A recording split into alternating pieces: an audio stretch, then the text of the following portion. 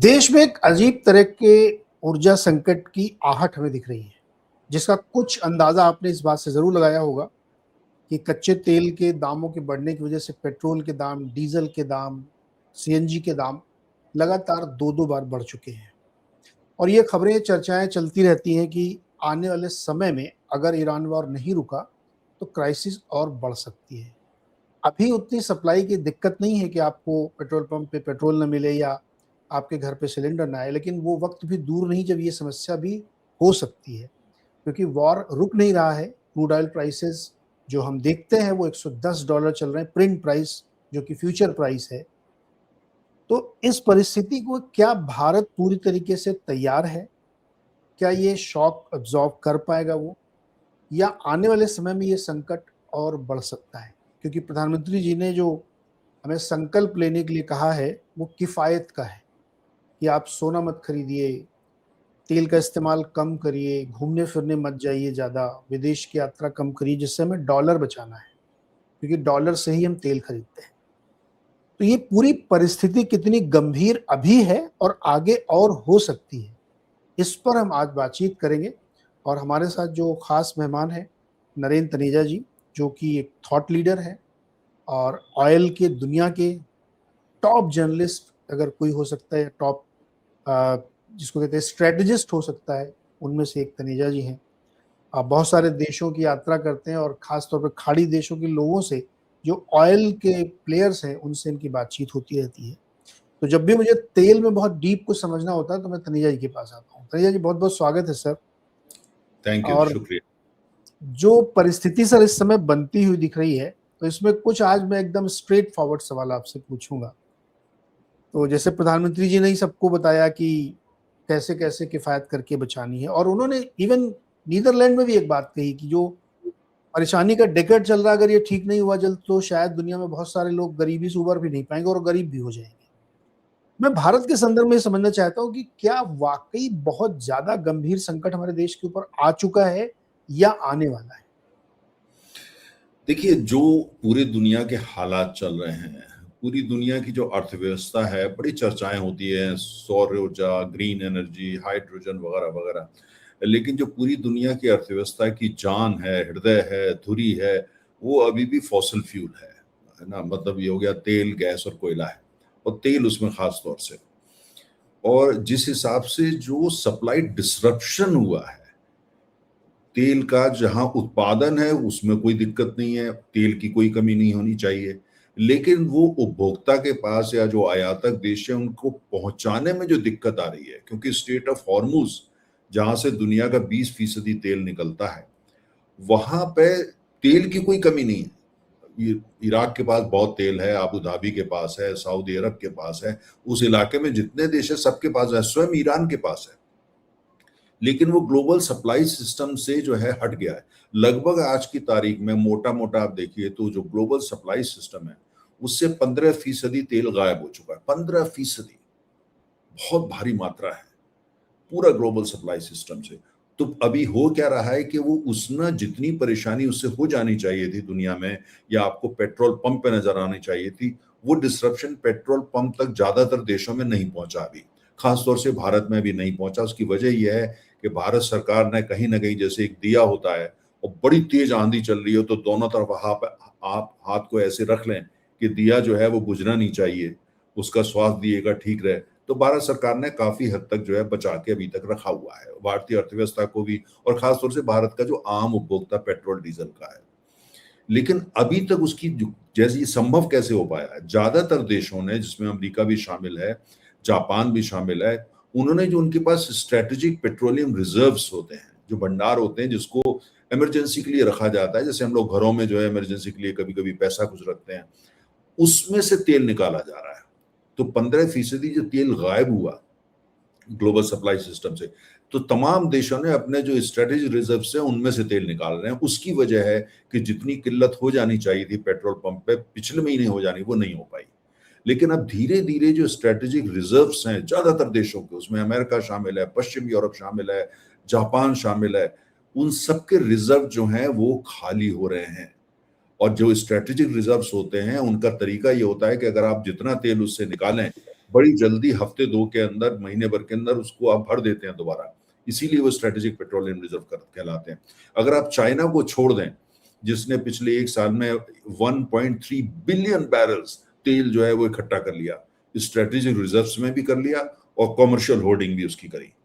China को अगर आप छोड़ दें तो बाकी पूरी दुनिया के सामने ये चुनौती जो है एक बहुत बड़ी चुनौती के बन के सामने आ गई है। और भारत, चूंकि हमारे स्ट्रेटेजिक रिजर्व जो हैं लगभग 50 दिन के हैं, अगर जो टैंक फार्म्स होते हैं उनको मिला करके, और दूसरी तरफ जो है कहीं ना कहीं हमारे यहाँ कीमत अभी बढ़ी है पिछले हमने देखा है 3-4 दिन के अंदर, लेकिन कहीं ऐसी किल्लत नहीं होगी पेट्रोल पंप पे आप गए और वहां पे जो है पाकिस्तान की तरह है जहाँ तेल ही नहीं मिलता, 2-2 दिन लोग लाइनों में खड़े, वो भारत में अभी तक नहीं हुआ। क्योंकि हमने जो है वो सप्लाई को लगातार जारी रखा, नए तेल खरीद, जिस दाम पे तेल मिला है भारतीय कंपनियां गई हैं और तेल लेकर के आई हैं। तो इसकी वजह से, लेकिन अब स्ट्रेटेजिक रिजर्व जो पूरी दुनिया के जो खत्म हो रहे हैं, अब सारे देशों को अब जो है स्ट्रेटेजिक रिजर्व जहां से तेल निकाल निकाल करके वो भरपाई कर रहे थे, उनको भी भरना है। दूसरी तरफ जो उनकी जो जरूरत रोजाना की है उसके लिए भी तेल चाहिए।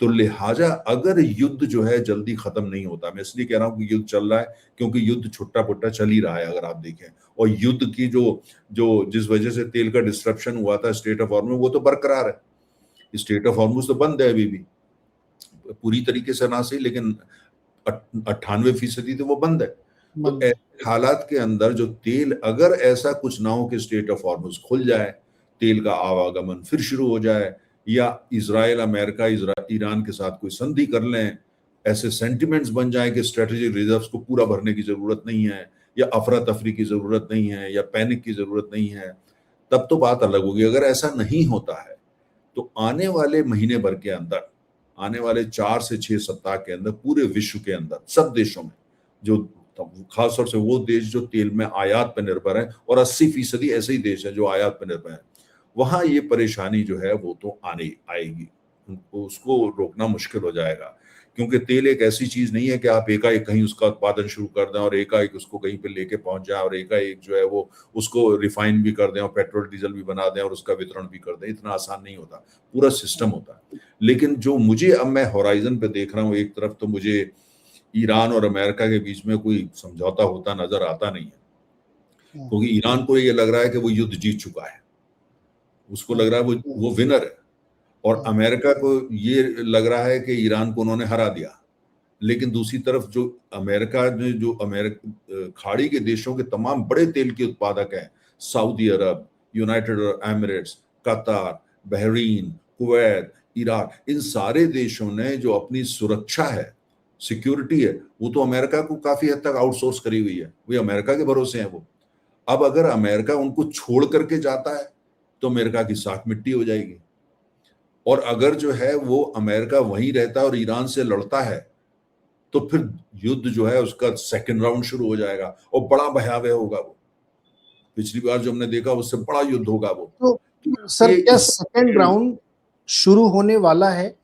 आपका तजुर्बा क्या कहता है? क्योंकि यहाँ तक तो हम लोगों ने देख लिया कि लगभग 90 डेज होने वाले हैं, मतलब 3 महीने हो ही जाएंगे, अब 80 दिन से ज्यादा हो गए। क्या आपको लगता है कि ये सेकंड राउंड शुरू होगा? समझौते की कोई गुंजाइश नहीं दिख रही, क्योंकि कम से कम 1 दर्जन बार तो एफर्ट हो चुके हैं। मैं इसका जवाब ऐसे दूंगा कि अगर आप 1 से 10 के पैमाने पे देखें नीरज, और आप मुझसे ये सवाल करें कि क्या लगता है कि युद्ध फिर पूरा फुल ब्लोन वॉर होगी, अमेरिका इजराइल फिर हमला करेंगे ईरान के ऊपर, 1 से 10 के पैमाने पे ये मुझे 8 पे नजर आ रहा है आज की तारीख में। Which is very high, sir. मुझे ये नजर आ रहा है क्योंकि जो अमेरिका पे दबाव है खाड़ी के देशों का कि भाई आपने ईरान को अगर ऐसे छोड़ दिया तो ईरान जो है, अभी तो उसने स्ट्रेट ऑफ हॉर्मुज को वेपनाइज किया है, और आने वाले समय में वहां जितने भी बड़े बड़े देश तेल के निर्यातक हैं और बड़े बड़े तेल के भंडार हैं, उन सबको कहीं ना कहीं ईरान के आगे माथा टेकना पड़ेगा जिंदा रहने के लिए, और वो उनको स्वीकार नहीं है क्योंकि वो अरब हैं और ईरान जो है वो नॉन अरब है, पर्शियन है, वो सुन्नी है ज्यादातर, और ईरान जो है वो शिया है। और तो उनको, और ज्यादातर वहां का एक अलग इतिहास है, वहां का इतिहास सुन्नी शिया, ईरान का इतिहास ये है, जान चली जाए लेकिन शान नहीं जाएगी, ना गर्दन नहीं झुकेगी। और जो अरब कंट्रीज है उनका ये मानना है कि भाई ईरान पे आप भरोसा नहीं कर सकते। तो सर ऐसी आपने जो एक बड़ी इंटरेस्टिंग बात अभी कही कि अमेरिका को लगता है कि वो जीत गया, ईरान को लगता है कि वो जीत गया, दोनों अपने को विनर मान के बैठे हैं और ब्लॉकेट लगा दिया है। और आप ये भी कह रहे हैं कि 80% चांस है कि फिर से वॉर शुरू हो सकता है। अभी रिसेंटली मतलब पिछले 24 घंटे के अंदर जो बयान ट्रंप की तरफ से आया कि मैं तो हमला करने वाला था मंगलवार को, लेकिन हमने 3 देशों के कहने पर रोक दिया, ये हम लोगों को सरप्राइजिंग था। एक्चुअली हमें तो पता ही नहीं था कि मंगलवार को हमला होने वाला था, उनकी बात से पता लगा अच्छा कुछ ऐसा था भी। तो क्या ये आपको ऐसा लगता है कि नेक्स्ट 10-15 डेज या वीक के अंदर कुछ बड़ा हो सकता है, क्योंकि कोई ट्रूस होता हुआ दिख नहीं रहा, कोई ब्रेक थ्रू तो दिखता ही नहीं है, तो ये अब बहुत करीब है, ये 80% की प्रोबेबिलिटी देखिए विद इन जो वीक होगी। हम कूटनीति में आप बयानों पे नहीं जाते हैं, अमेरिका क्या बयान देता है या ईरान का क्या स्टेटमेंट, हम ये देखते हैं कि तैयारियां क्या है। क्या अमेरिका युद्ध की तैयारी कर रहा है? तो वो तो कर रहा है। और दूसरी बात, जैसे कि अमेरिकी राष्ट्रपति ने बयान दिया कि भाई हम तो करने वाले थे हमला, रुक गए क्योंकि लग रहा है कि शायद वो मान जाएगा। तो ये नेगोशिएशंस में ये भी करा जाता है, दुनिया को ये भी दिखाने के लिए भाई अब क्या करें, वो तो सुन ही नहीं रहे, हम तो करने वाले थे, हमने रुक गए एकदम। तो अब ऐसे सिचुएशन के अंदर ईरान को यह है कि भाई अगर, क्योंकि वर्ल्ड सेंटिमेंट जो ईरान के पहले काफी कुछ खिलाफ थे कि भाई वहाँ ह्यूमन राइट वायलेशन होता है, आप अपने महिलाओं को कैसे ट्रीट करते हैं, आपके रिवोल्यूशनरी गार्ड में जो है कि वहाँ करप्शन बहुत है, तमाम बात। अब वो जब से हमला हुआ है तो तमाम सेंटिमेंट्स चेंज हुए हैं, ईरान को कई जगह सिंपैथी मिल रही है। तो ईरान को लगता है, दूसरी तरफ ईरान को ये लगता है कि वहाँ के जो लोग हैं, लोग कहते हैं भाई वहाँ के लोग बड़ी परेशानी की जिंदगी जीते हैं। ईरान में जो रिवॉल्यूशन लगभग 47 साल पहले हुआ था, तब से वहाँ के वो लोग जब जिनका जन्म उसके बाद हुआ, उन्होंने तो देश के अंदर गुर्बत ही देखी है, परेशानी देखी है, उनको पता ही नहीं है नॉर्मल लाइफ क्या चीज होती है या संपन्न जीवन क्या होता है, वो उनका उनसे परिचय ही नहीं हुआ, इंट्रोडक्शन ही नहीं हुआ। और जो अगर वो और सफर करना होता है तो वो तो सफर ही कर रहे हैं। तो इसलिए जो है वो ये अमेरिका का ये जो सोच थी शुरू में कि भाई ईरान में लोग बड़े परेशान हैं, हम ऊपर से बम फेंकेंगे, नीचे लोग सड़क पे आ जाएंगे और वहां सत्ता परिवर्तन हो जाएगा, जनता आके कहेगी सिंहासन खाली कर दो। तो लेकिन ऐसा इसलिए नहीं होगा, कोई ईरान अमेरिका को कहीं ना कहीं, जो ईरान भी उसमें शामिल है, भारत भी शामिल है, चीन भी शामिल है, ये जो सिविलाइजेशनल कंट्रीज हैं, स्टेट्स हैं, ईरान सिविलाइजेशनल स्टेट है, चाइना सिविलाइजेशनल है, इंडिया सिविलाइजेशन है, इनकी सोच के बारे में अमेरिका को ये देश समझ नहीं पाते। अमेरिका की जब भी रीडिंग भारत को लेके गलत, चाइना को लेके हमने देखा पिछले दिनों ट्रम्प साहब चाइना गए तो जो वो सोच रहे थे वो नहीं मिला उनको, तो उनकी रीडिंग गलत। ईरान को लेकर के भी उनकी रीडिंग गलत और रशिया को लेकर के भी रीडिंग गलत। तो सिर्फ वो एक तो एरोगेंस कि भाई हमारे पास ऐसे हथियार हैं कि हम आपको पाषाण युग में उन्होंने स्टेटमेंट दिया था, आपको जो है पाषाण युग में पहुंचा देंगे। तो ये, लेकिन मुझे ऐसा लगता है कि अब अमेरिका की दुविधा ये है कि अमेरिका तो एक्चुअली वहां से निकलना चाहता है, लेकिन उसके सामने दिक्कत ये है कि वहां तमाम जो वहां की स्टेट्स हैं जहां अमेरिका के भारी बेड़े बने हुए हैं, यूनाइटेड अरब एमिरेट्स के अंदर, बहरीन के अंदर, कतर, अमेरिका के भारी फौजी ठिकाने हैं वहां। अब वो किस मुंह से वहां से निकले? और अमेरिका की ऑयल कंपनीज के वहां बिलियंस ऑफ डॉलर के इन्वेस्टमेंट है, बिलियंस के। और दूसरी बात यह है कि अमेरिका इस बात को जानता है कि दुनिया में जिसके हाथ में, जिसका कब्जा तेल पे है, वही बॉस है, क्योंकि वर्ल्ड इकोनॉमी अभी भी ऑयल इकोनॉमी है। तो ऐसे में वो इलाका जहां दुनिया का 20% जहां से तेल आता है, वो आप ईरान के भरोसे छोड़ के चले जाएं। ईरान का खुद अपना तेल इतना है, खुद अपना गैस इतना है, साथ में वो सारे देश जो है, अगर उनको अमेरिका वहां से भाग जाता है तो उनके पास कोई ऑप्शन नहीं होगा, और ईरान अपना दबदबा धीरे धीरे वहां बढ़ा लेगा। चीन को तो नहीं आया, चीन को तो अमेरिका भी नहीं आने देगा, और कोई देश अभी इतना तैयार नहीं कि अमेरिका को जाके वहां रिप्लेस कर दे। तो इसलिए अमेरिका निकलना चाहता है लेकिन निकल नहीं पा रहा है। और ईरान इस बात को अच्छी तरह समझता है कि उसने स्टेट ऑफ हॉर्मुज को, अमेरिका ने कोशिश की कि ईरान के पास आणविक हथियार ना हो, लेकिन ईरान को एक ऐसा हथियार मिल गया है जो आणविक हथियारों से 1000 गुना ज्यादा ताकतवर है, और उसका नाम है स्टेट ऑफ हॉर्मुज। उसने स्टेट ऑफ हॉर्मूज को एक आणविक हथियार से भी बड़ा हथियार बना के यूज किया और पूरी दुनिया को हिला दिया। तो अब उसने क्यों दुनिया को हिलाया? जिससे अमेरिका पे और वर्ल्ड इकोनॉमी पे प्रेशर आए और सब अमेरिका पे दबाव डालें कि भैया युद्ध को बंद करो। तो आज आप देख रहे हैं, और जिन देशों पे, चाइना पे कितना प्रेशर है, भारत पे कितना है, जापान पे कितना है, कोरिया पे कितना है, खुद मुस्लिम कंट्री पाकिस्तान की हालत खराब पड़ी हुई है, बांग्लादेश की हालत खराब है, अफ्रीका के ज्यादातर देशों की हालत खराब हो रही है। अमेरिका के अंदर जो है तेल 60% महंगा हो गया पेट्रोल पंप पे, और वहां जो है मुद्रा इन्फ्लेशन जो है, हर आदमी इन्फ्लेशन की बात आज कर रहा है। तो ऐसे में अब, लेकिन मुझे ऐसा लगता है कि जिस हिसाब से अमेरिका जिस उसमें उसने अपने को फंसाया, जिस भंवर में, अब मुझे लगता है कि वो उसको, अमेरिका को फिर ये नजर आने लगा है कि सेकंड राउंड करना पड़ेगा, और उसमें शायद ईरान को वो इतना कमजोर कर दें कि ईरान नेगोशिएटिंग टेबल पे आकर के उन कागजों पे दस्तखत करे, उन शर्तों को मान ले जिनको वो नहीं मान रहा है। तो और ये जल्दी ही होने की संभावना भी है। अब आते हैं सर अपने वापस देश पे। प्रधानमंत्री जी ने जो बोला वो एक्चुअली बहुत हम लोगों के लिए एक आश्चर्यजनक था, क्योंकि हेड ऑफ द स्टेट अगर ये बात कह रहा है तो मुझे ये समझाइए कि कितनी गंभीर स्थिति भारत की इकोनॉमी की इस समय हो चुकी है जिसकी वजह से उनको ये कहना पड़ा। देखिए, मुझे लगता है कि जो प्रधानमंत्री ने बातें करी हैं, उनका अपना अंदाज है। मैं उसको ये देखता हूं कि वो उन्होंने राष्ट्र के साथ एक बातचीत की है, कॉन्वर्सेशन करी है, और साथ में ब्रेन स्टॉर्मिंग करी है। वो ये है कि भाई देखिए, दुनिया भर में ये हो रहा है, और लगातार प्रधानमंत्री कर रहे हैं। नेदरलैंड्स में भी इन्होंने करा इस बात की चर्चा कि भाई दुनिया की स्थिति ये है, युद्ध हमने नहीं शुरू करा, जिन कारणों से हमारे लिए चुनौतियां आ गई हैं आज, वो हमारी शुरू करी हुई नहीं है, लेकिन चुनौतियां तो हैं। तो इनको जूझने के लिए, इनको परास्त करने के लिए हमको ऐसा करना पड़ेगा।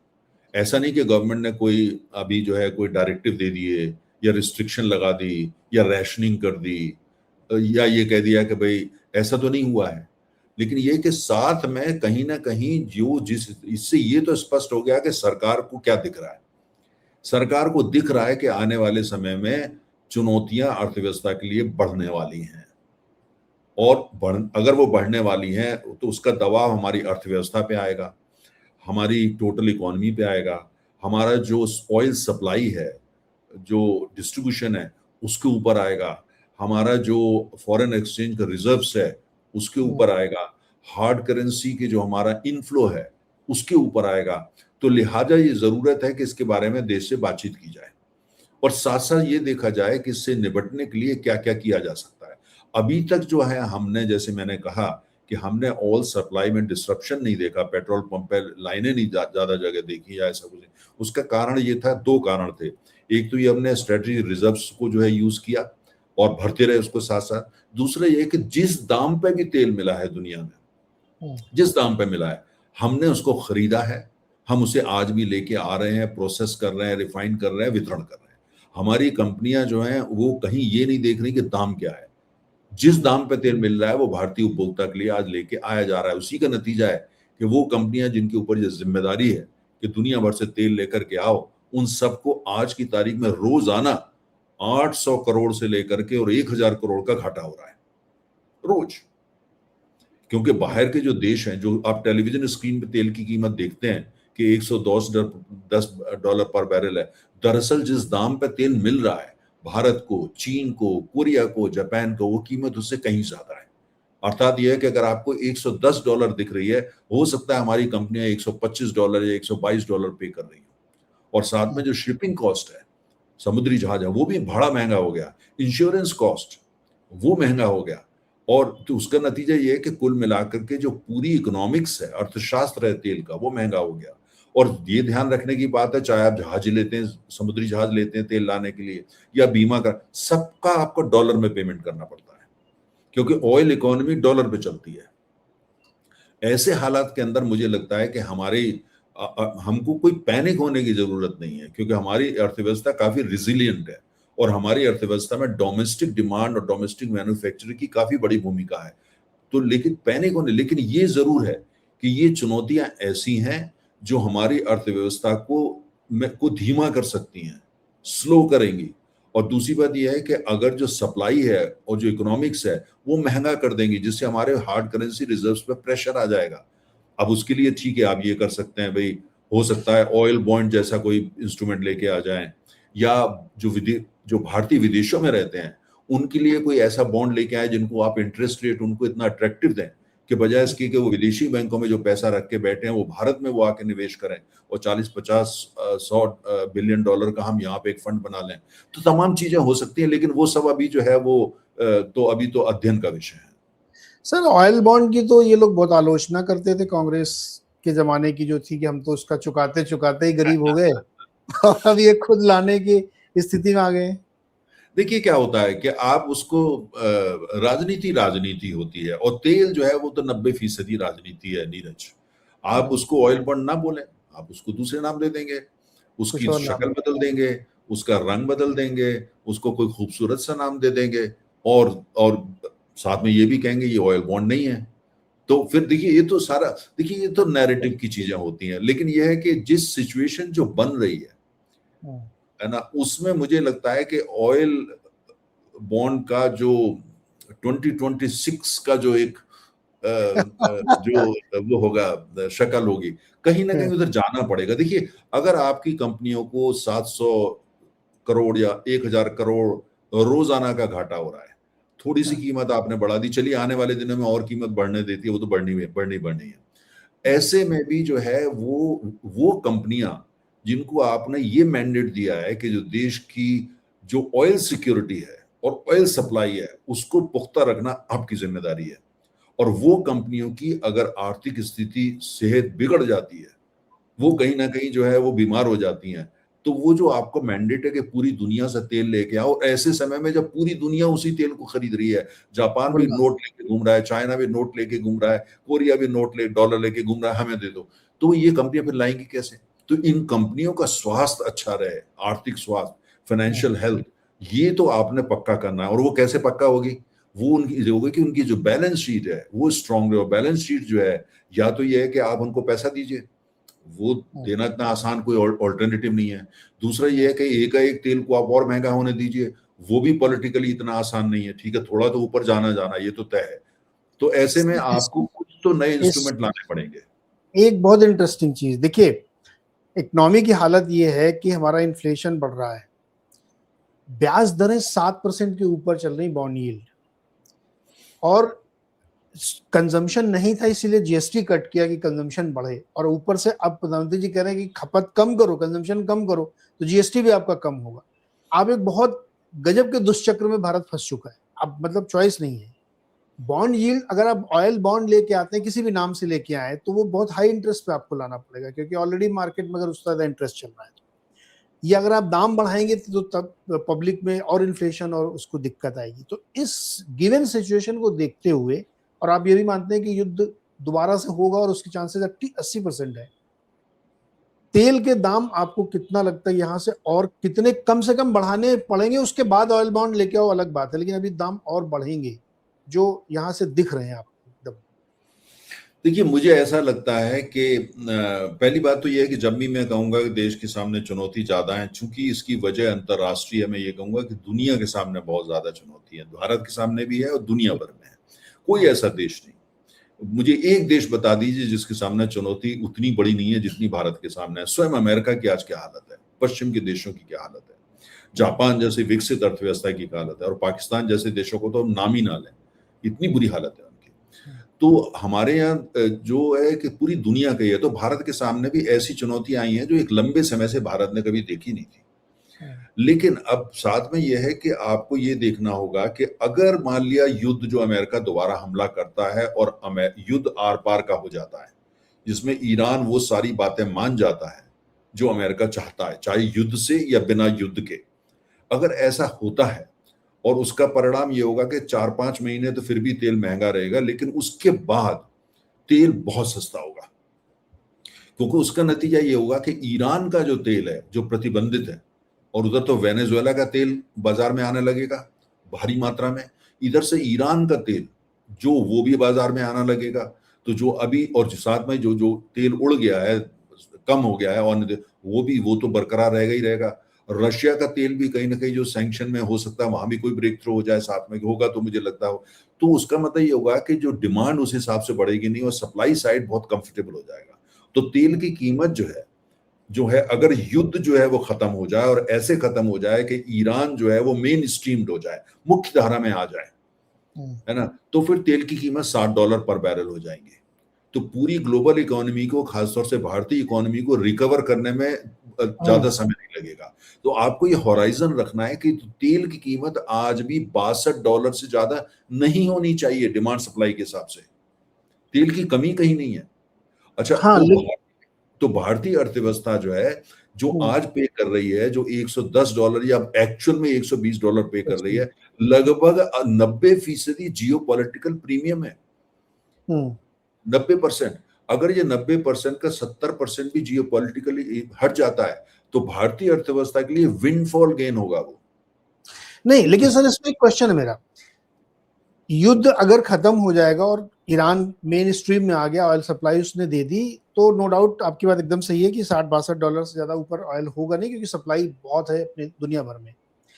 लेकिन जिस तरह का डिसरप्शन हुआ है, रिफाइनरी तोड़ी गई है, पाइपलाइन टूटा है, डिपो टूटे हैं, उसको रिपेयर करने और अप एंड ऑनलाइन करने में समय और पैसा दोनों लगेगा। तो मैं ये मान के चलता हूँ कि मेरी समझ कहती है 2026 में तो इम्पॉसिबल है कि क्रूड ऑयल $90 से नीचे आए, भले ही युद्ध परसों से बंद हो जाए, तब भी नीचे नहीं आएगा, 26 तो ऐसे जाएगा। उस देखिए सिचुएशन में भारत क्या करेगा? देखिए जहां तक ये साल का प्रश्न है, हम्म, 2026, इसमें तो सस्ता तेल आपको नहीं मिलेगा। हम्म, आप अगर जो है हमारा जो भी हम अपनी अर्थव्यवस्था का जब भी हिसाब लगाते हैं, साल भर का बजट बनाते हैं, तो एक तेल की कीमत उसमें मुख्य भूमिका प्ले करता है, हम्म, जिसको हम लोग मान के चल रहे थे $68 एवरेज लेकर हम चल रहे थे इंडियन बास्केट का।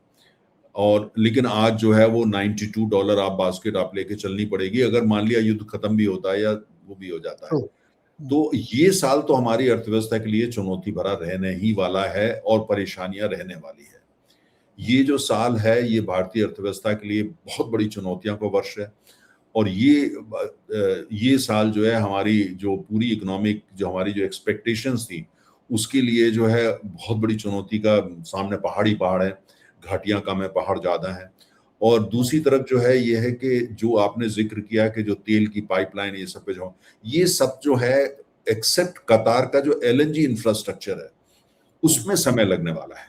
उसको रिपेयर करने में 1.5 साल का समय लगेगा, जिससे कि जब वो फुल स्टीम पे आने लगे हो सकता है 2.5 साल भी लग जाए। लेकिन बाकी जो सारा इंफ्रास्ट्रक्चर है वो 1 साल से लेके 12 महीने 14 महीने में ठीक हो जाएगा, क्योंकि इतना बड़ा कोई नुकसान नहीं हुआ है। वो ऐसा है कि जिसको आज, क्योंकि इन देशों के पास पैसा है और ये ज्यादातर इंश्योर्ड था, है ना, बीमे के पैसे से काफी हद तक मरम्मत हो जाएगी। लेकिन जो एलएनजी का हुआ है वो बीमे से ज्यादा का हो गया है, तो उसमें चोट ज्यादा आएगी। लेकिन अगर दोबारा युद्ध हो जाता है, चाहे वो सीमित हो, 10 दिन 15 दिन का हो, तो ईरान की तरीके तरफ से जो हमले होंगे सऊदी अरब पे, यूनाइटेड अरब एमिरेट्स पे, कतार पे, बहरीन पे, वो बहुत भयंकर होंगे। और वो ऑयल एंड गैस इंस्टॉलेशंस पे ही होंगे मिलिट्री के साथ साथ। और ऐसे में जो हालात निकलेंगे, वो हालत जो है उनके बारे में अभी जो है कुछ कहना मुश्किल है, बल्कि कल्पना करना भी मुश्किल है। तो इसलिए जो अभी हमारे लिए, जिसको बोलते हैं अंग्रेजी में, you have to keep your fingers crossed. अभी बहुत ज्यादा जो है, जब तक कि आप बहुत बड़े कोई ज्योतिषी हो तो बात अलग है, वरना जो है आप ये अभी आप सिर्फ यहाँ पर रुक रहे हैं कि भाई क्या युद्ध होगा। 1 से 10 के स्केल पे 8 तो कहता है कि युद्ध अभी दोबारा सेकंड राउंड होगा। क्या वो डिसीजिव होगा? 1 से 10 के स्केल पे शायद 5 वो डिसीजिव होगा। क्या, हाँ, क्या ईरान जो है वो भारी युद्ध के बावजूद क्या वो अपनी सरेंडर कर देगा, सारी बात अमेरिका की मान जाएगा? 1 से 10 के स्केल पे प्रॉब्ली 3, इससे ज्यादा नहीं। तो यानी आप किसी भी पैरामीटर को उठा के देख रहे हैं, कोई भी जिसे बोलना चाहिए कि एक सिनेरियो, जियो पॉलिटिकल सिनेरियो क्रिएट कर रहे हैं, वो कंफर्टेबल नहीं बन रहा। वो नहीं बन रहा क्योंकि अमेरिका ने ये हमला करके ईरान को पहले से मजबूत कर दिया है, इसमें कोई दो राय नहीं है। ईरान, इससे पहले कि अमेरिका ने हमला किया तो ईरान में 5 पावर सेंटर्स थे, 5 इलेक्टेड प्रेसिडेंट, है ना, वहां चुनाव तो होता है, थोड़ी सी डेमोक्रेसी तो वहां है। तो एक वो पावर सेंटर थे, पार्लियामेंट के स्पीकर अपने में पावर सेंटर थे, वहां पे जो पॉलिटिकल पार्टीज हैं वो पावर सेंटर्स थे, जो रिलीजियस लीडर वो पावर सेंटर थे, रिवोल्यूशनरी गार्ड्स वो पावर सेंटर थे। अब आपने हमला करने के बाद क्या करा कि वहां के सुप्रीम लीडर, जो वहां के धार्मिक लीडर भी हैं, उन पे हमला करके जिनके पास सत्ता थी वो शेयर करते थे, आपने सबको खत्म कर दिया। सारी की सारी सत्ता जो है वो अब जो है अगर रिवोल्यूशनरी गार्ड जो रिप्रेजेंट करते हैं वहां के रिली सुप्रीम लीडर को, उनको सौंप दिया। और वो जो जिनको आपने मारा है और अब जो उनका बेटा सत्ता में आया, उनसे ज्यादा कट्टरवादी है। और दूसरी बात, जनता से समर्थन उनको पहले से ज्यादा प्राप्त है। और उसी का नतीजा है कि जिसको बोलते हैं कि ईरान जो है वो पहले से ज्यादा, उसकी जो आवाज में भी दम आ गया है, उसकी जो काम कर रहा है वो भी हो गया है। और दूसरी बात, पूरी दुनिया के अंदर जो उसको सपोर्ट मिलती थी पहले से ज्यादा, वो थोड़ी सी आम पब्लिक की निगाह में बढ़ गई है। सो में अमेरिका में काफी लोग कह रहे हैं भाई बुरा किया आपने, क्यों मार दिया सुप्रीम लीडर को, उनकी बेटी को भी मार दिया, 6 साल के बच्चे को मारने की वगैरह वगैरह। तो इसलिए ये सिचुएशन ऐसी है जो पूरी दुनिया को परेशान कर रही है। चाइना जैसे देश को परेशान कर रही है, भारत को तो बहुत ही परेशान कर रही है। हमारे लिए एक तरफ तो अर्थव्यवस्था, दूसरी तरफ 1 करोड़ भारतीय वहां रहते हैं, काम करते हैं। और आपने ये देखा कि वहां के हालात हैं जैसे, उसके बावजूद हमारे प्रधानमंत्री अभी पिछले दिनों ही जो है वो अबू धाबी गए, के राष्ट्रपति से बातचीत करी। और कहीं ना कहीं भारत की तरफ से जब जब ईरान ने आणविक जो रिएक्टर है उस पर हमला करा है, तो भारत ने कठोर शब्दों में उसकी निंदा करी कि भाई ये नहीं होना चाहिए। तो हमारी तरफ से पूरी कोशिश हो रही है और बिहाइंड द सीन भारत अपने प्रभाव का पूरा प्रयोग कर रहा है। लेकिन समस्या ये है कि जिस हिसाब से इजराइल ईरान को देखता है और अमेरिका ईरान को देखता है, वो उनकी सोच ये है कि हम सब जानते हैं, हम ताकतवर हैं, आप गरीब देश हैं ईरान, आपको हमारी बात माननी पड़ेगी, और अगर नहीं मानेंगे तो हम ये कर देंगे। वो पुरानी सोच के मतलब ये, तो वो एक ऐसी चीज है जिसका आसानी से कोई इलाज नहीं होता। सर, क्या आप न्यूक्लियर वॉर की आशंका देखते हैं? मुझे नहीं लगता। इसका मैं आपको कारण बताऊं। उसका कारण यह है कि न्यूक्लियर वॉर जो होती है वो फिर ऐसा नहीं होता कि आप जो है उसको करके इतनी आसानी से निकल जाए। अमेरिका ने हिरोशिमा और नागासाकी पे हमले करे थे। आज भी जब भी चर्चा होती है तो अमेरिका को उसके लिए कोसा जाता है कि जब जापान ने समर्पण कर दिया था, आपने उसके बावजूद हमले करा, इसलिए कि उनकी कमर इतनी टूट जाए कि आज भी जापान की अपनी फौज नहीं है। उसको वो सिक्योरिटी फोर्स बोलते हैं, डिफेंस के लिए। भारत की तरीके से फौज नहीं है उनके पास। और अमेरिका के वहां लाखों सैनिक रहते हैं, अमेरिका के बेड़े हैं वहां पे, जापान की भूमि पे। वो देश जो कि पेट्रियोटिज्म, ये देशभक्ति के मामले में दुनिया में शायद सबसे आगे है, उसको ये बर्दाश्त करना पड़ता है। तो इसीलिए जो है, अगर अमेरिका दोबारा ऐसा कोई कदम उठाता है तो वो उसकी जो कीमत है अमेरिका को मतलब बहुत भारी चुकानी पड़ेगी। तो मुझे लगता नहीं कि, और दूसरी बात ये कि आप देखिए अभी अमेरिका ने बमबारी करी तो पब्लिक सिंपैथी कितनी ईरान के साथ हो गई। अगर आपने कहीं आणविक हथियार प्रयोग कर लिया तो पब्लिक सिंपैथी, तो अमेरिका के वोटर भी ईरान के साथ हो जाएंगे। देखिए आज ये डिजिटल एज में, टेलीविजन के युग में, एआई के युग में, वो दृश्य जब टेलीविजन पे आएंगे या आपके मोबाइल फोन पे आएंगे, जहां बच्चों को मरता हुआ देखेंगे, जो बच्चे, तो उसको कोई बर्दाश्त नहीं कर पाए। मुझे लगता नहीं कि ऐसा होगा। लेकिन यह है कि जो युद्ध कन्वेंशनल वेपन्स भी आप यूज करते हैं आज के, और जिस तरह के हथियार अमेरिका यूज करता है वो बड़े खतरनाक होते हैं। तो और दूसरी बात यह है कि ईरान अगर कैसे रिटेलिएट करेगा वो भी देखना पड़ेगा। अभी भी उनके पास मिसाइल भी हैं और उनके पास कन्वेंशनल वेपन्स भी हैं, और दूसरी बात उनके पास सबसे बड़ा हथियार है स्ट्रेट ऑफ हॉर्मुज है। तो इसलिए जो है वो वहां पे कुछ ऐसे केमिकल कर दे, क्या कर दे, बंद कर दे, माइनिंग कर, तो कुछ करना मुश्किल। तो इसलिए मुझे आणविक का तो नहीं लगता, लेकिन ये है कि जो समझौता नहीं हो पा रहा है, इससे लेकर के मैं बहुत चिंतित हूँ उस देश के में रहने के नाते, क्योंकि हमारी भारी मात्रा में ऊर्जा वहां से आती है। 1 करोड़ मेरे देश के, हमारे जो भारतीय वहां रहते हैं। और दुनिया की अर्थव्यवस्था में मिडिल ईस्ट जो है वो जियो पॉलिटिक्स का बहुत बड़ा गढ़ है। वहां की जियो पॉलिटिक्स अगर हिलती है तो पूरी दुनिया की जियो पॉलिटिक्स हिलती है। तो इस सब को देख करके मैं तो बहुत चिंतित। एक भीषण युद्ध की आशंका पूरी तरीके से, भले वो न्यूक्लियर वॉर ना हो, लेकिन एक बड़ा युद्ध होने की आशंका पूरी है। बड़ा युद्ध या बड़ा हमला, और जिसका जो ईरान जो जवाब देगा, वो जो उसने जिस हथियार को यूज किया है स्ट्रेट ऑफ हॉर्मुज, उसी को यूज करते हुए 100 गुना भारी जवाब वो दे सकता है। और उसका जवाब जो होगा वो होगा तेल और गैस के ठिकानों को निशाने पे लेना पहले निशाना। से ज्यादा, और वो भयावह हो सकता है। और अगर ऐसा होता है तो तेल और गैस की कीमतें के लिए क्या होगा, वो आपका कोई भी दर्शक अपना गुणा भाग कर सकता है। लेकिन यह है कि इसका जल्दी हल होना चाहिए, लेकिन आज की तारीख में कल क्या होगा कहना मुश्किल है नीरज। लेकिन आज जब मैं देखता हूँ, बड़ी कोशिश करता हूँ कि ऑप्टिमिस्टिक हो जाऊं, आशावादी हो जाऊं।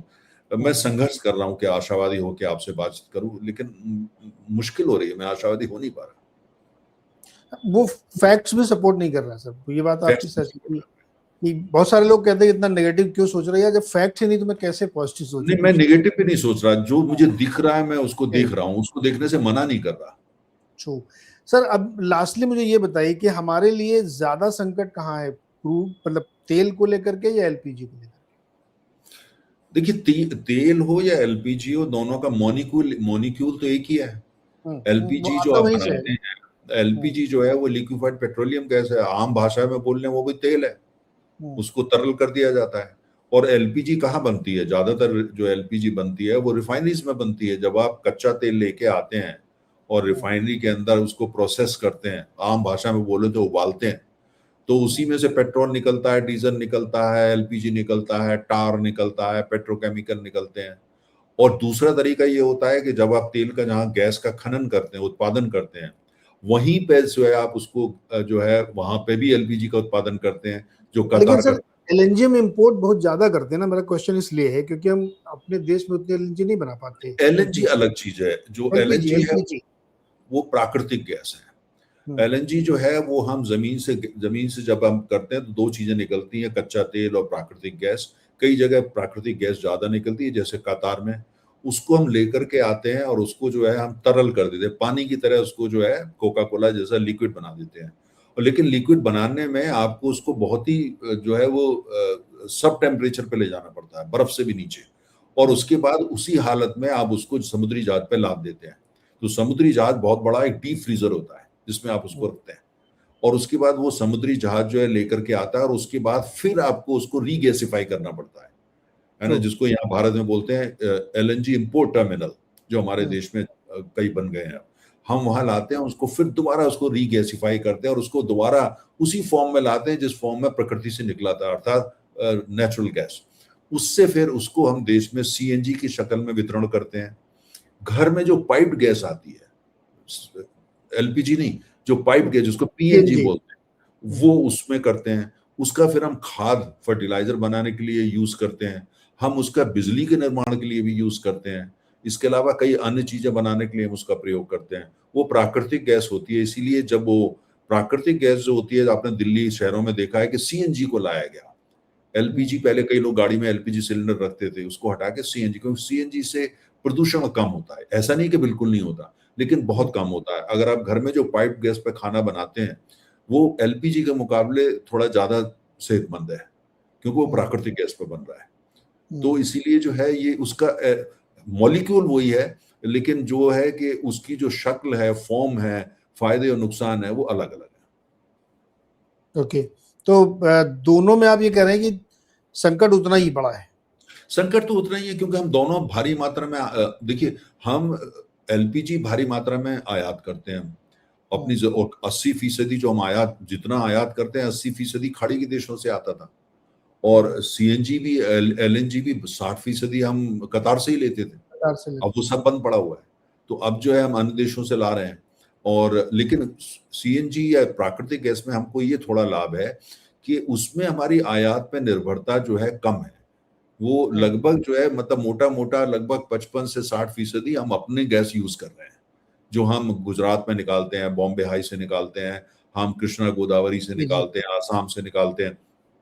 इसीलिए सरकार कह रही है पीएनजी का यूज करो ज्यादा से ज्यादा, और सीएनजी का यूज करो, क्योंकि उसमें हमारी आत्मनिर्भरता जो है वो ज्यादा है।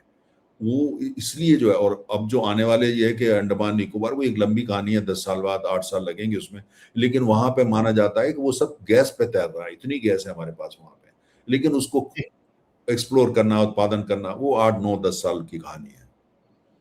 तो कुल मिला के संकट काफी गंभीर है, फिर से युद्ध होने की आशंका है, और सरकार को ऑयल बॉन्ड जैसा कोई इंस्ट्रूमेंट लाना पड़ सकता है, क्योंकि कीमतें आप बहुत समय तक कंपनी भी बर्दाश्त नहीं कर सकती उनको, सरकार भी बर्दाश्त नहीं कर सकती और जनता बिल्कुल नहीं कर सकती। तो आपको ऑयल बॉन्ड जैसा कोई इनोवेशन इनोवेशन आपको कई करने पड़ेंगे, नए हाँ, इंस्ट्रूमेंट लाने पड़ेंगे, वो ऑयल बॉन्ड जैसे भी हो सकते हैं। और दूसरा तरफ तरफ जो है आपको 2 चीज़ें देखनी पड़ेंगी कि अर्थव्यवस्था के लिए जो तेल है और गैस है वो उपलब्ध रहे, लेकिन साथ में चूंकि हमारे देश में तमाम लोग गरीबी की रेखा के नीचे हैं, ऊर्जा की गरीबी की रेखा के नीचे हैं, ये भी आपको पक्का करना पड़ेगा कि उनको तेल और गैस मिलती रहे। तो एक सिस्टम से एक तरफ तो हर एक को तेल गैस दे दो और दूसरी तरफ जो वनरेबल सेक्शंस हैं, गरीब हैं, उनको प्रोटेक्ट करो, इतना आसान नहीं होगा। तो इसलिए हो सकता है आने वाले समय में अगर ये युद्ध चलता रहता है और ऐसे हालात 1.5-2 महीने और चलते हैं, तो हो सकता है कि गवर्नमेंट कुछ ऐसा करे कि जिससे जो बहुत गरीब है उनको प्रोटेक्ट करो, किसी भी हालत में प्रोटेक्ट करो, जिससे उनका जीवन जो है बहुत ज्यादा परेशानी में ना आ जाए। लेकिन जो मिडिल क्लास है, हमारे और आपके जैसे लोग हैं, या जो थोड़ा सा धनाढ्य वर्ग है, वो उसके ऊपर बोझ थोड़ा सा ज्यादा आने दो। कुछ ऐसा भी करना पड़ सकता है जो पहले कभी नहीं किया गया, लेकिन करना पड़ सकता है। मतलब आप ये कह रहे हैं कि उज्ज्वला की कीमतें बहुत कम रखी जाएंगी और बाकी गैस की कीमतें बढ़ा दी जाएंगी। अब देखिए कीमत जो है उसको कम तो नहीं, लेकिन उसको बढ़ाया ना जाए, लेकिन साथ में ये भी करा जाए उसकी आप कहीं ना कहीं ये लिमिट लगा दें, इससे ज्यादा राशनिंग। आप यूज नहीं कर सकते। पेट्रोल पे भी ये कर दिया जाए, अभी तो नहीं, लेकिन हो सकता है 2 महीने बाद अगर हालात ऐसे रहते हैं ये कर दिया जाए भाई ठीक है, आप अगर छोटी जगह कस्बे में रहते हैं या वो हैं, तो आप इससे ज्यादा तेल ना लीजिए, या आपको एक बारी में तो, इससे ज्यादा तेल नहीं मिलेगा। तो सिंपली ये कह सकते हैं सर कि युद्ध लंबा खिंचा तो तेल और गैस की राशनिंग संभव। मैं ये कहूंगा कि अगर युद्ध लंबा खिंचता है तो बहुत सारे ऐसे कदम उठाए जा सकते हैं जिसके बारे में हम लोगों को आदत नहीं है, या जिसके बारे में आज हम सोचने को भी तैयार नहीं है। ऐसे कदम सर उठाए जा सकते मैं भी वही बात कह रहा हूँ, आप दूसरे शब्दों में खाली कह रहे हैं। नहीं, मैं इनोवेशन की बात कर रहा हूं। मैं ये कह रहा हूं कि भाई जो वो वर्ग जो बहुत गरीब है, वनरेबल है, उसको तो प्रोटेक्ट सरकार को करना चाहिए, मैं उसके समर्थन में हूँ। तो अगर उसका कंजम्पशन ही 2 लीटर पेट्रोल का है, मान लिया उसका कंजम्पशन ही 1 सिलेंडर है 2 महीने के अंदर, तो आप उसके लिए क्या राशनिंग करेंगे? लेकिन उसको पक्का करें कि उसको पेट्रोल भी मिल रहा है और वो भी मिल रहा है, और मेरे और आप जैसे लोग जो और तमाम धनाढ्य बैठे हैं आपके शहर बंबई में, तो लाइन लगी हुई है मिलियनेयर्स की, तो वो उनके ऊपर अगर थोड़ा बोझ आता है तो आने दीजिए।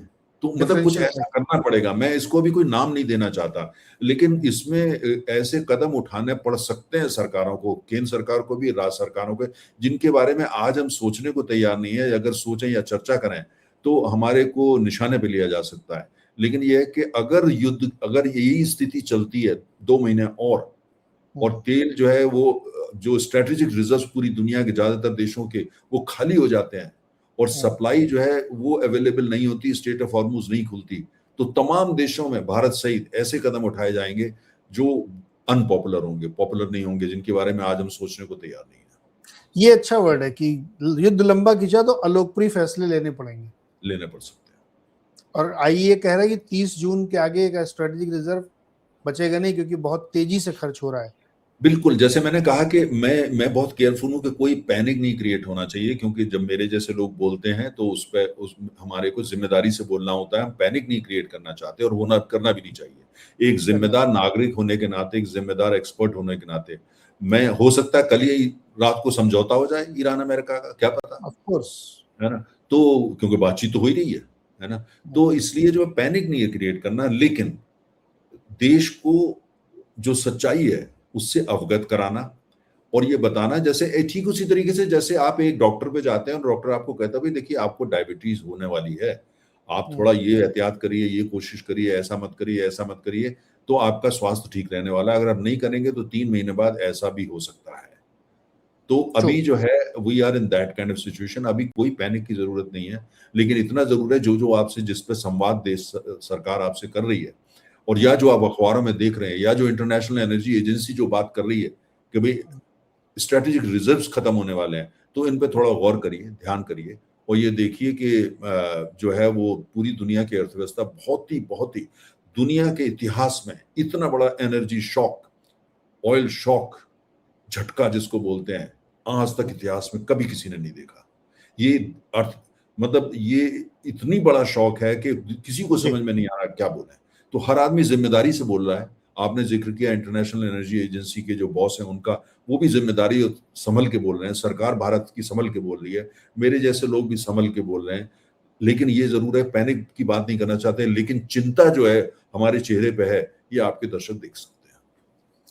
बिल्कुल सर, हम सब तो लोग यही उम्मीद करेंगे कि ये समझौता हो जाए, युद्ध बंद हो जाए, क्योंकि ये पूरी दुनिया के लिए बहुत तकलीफ वाला समय गुजर रहा है। तो लेट्स सी क्या होता है, जो कि हम लोगों के हाथ में नहीं, केवल विश कर सकते, सोच सकते हैं। करना जिन लोगों को है उनको बातचीत करनी है। लेकिन संकट ऐसा है कि जहाँ पे हर आदमी को सावधान रहना चाहिए, और थोड़ा-सा निजी तौर पे भी अगर आप किफ़ायत बरतेंगे तो आप फ़ायदे में रहेंगे। बहुत-बहुत शुक्रिया सर बातचीत करने के लिए थैंक और ये सब समझाने के लिए कि इस समय थैंक देश-दुनिया के हाल-चाल और हालात किस तरीके के हैं। Thank you Neeraj.